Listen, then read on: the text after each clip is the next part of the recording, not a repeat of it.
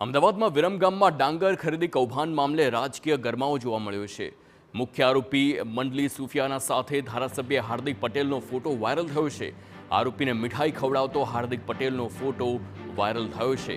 આરોપીઓને રાજ્ય સરકાર છાવરતી હોવાનો કોંગ્રેસનો ગંભીર આક્ષેપ છે।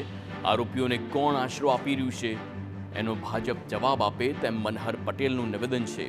ધારાસભ્ય અને પોલીસ ભ્રષ્ટાચારીઓને નશ્યત કરવા માગે છે કે ઇનામ આપવા માગે છે તેવો પણ સવાલ ઉઠાવ્યો। કરોડો રૂપિયાના કૌભાંડમાં પોલીસની કામગીરી સામે સવાલ ઉઠાવ્યા છે। ડાંગર ખરીદી કૌભાંડના 7 પૈકી 5 આરોપી હજુ પણ પોલીસ પકડથી દૂર છે। અને આ સુફિયાન મંડલી નામની વ્યક્તિ જે કેક ખવડાવતો જે ફોટો બહાર વાયરલ થયેલો છે એ વ્યક્તિ પકડથી બહાર છે તો એને આશરો કોણ આપે છે? સરકાર આપે છે કે ત્યાંનું લોકલ તંત્ર આપે છે? સરકારી રાહે કોઈ મિશનરી આપે છે? પોલીસ તંત્ર આપે છે કે માનની ધારાસભ્યશ્રી આપે છે? સરકાર આમનો જવાબ આપે અને સરકારી તિજોરીમાંથી જે કરોડો રૂપિયાનો ભ્રષ્ટાચાર થયો છે એના ઉપર જે મામલતદારશ્રીએ જે ફરિયાદ નોંધાવી છે, કૃપા કરીને મામલતદારને એક બક્ષિસ આપે।